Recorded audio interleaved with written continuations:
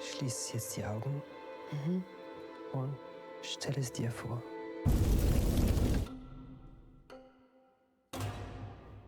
So let me give you a little bit of context of what we are doing here. Vielleicht hast du ja Lust, die erste Regieassistenz zu machen. 30 years ago, there was a racist fire attack in Solingen. Ich finde, das ist ein sehr wichtiger Film. We felt frustration and anger and loneliness. Und bitte. Bana Kur'an şart döndüne. O filmi.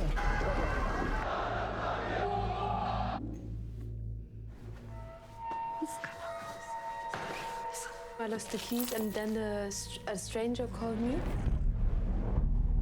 Wo hast du die Kassetten denn hingetan?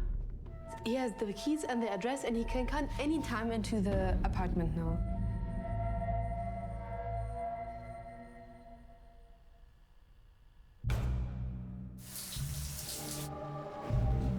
Gucken Sie bitte.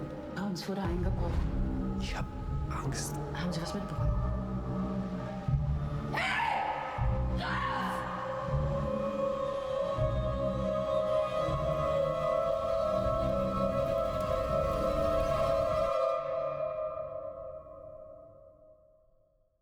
Now you have to taste it.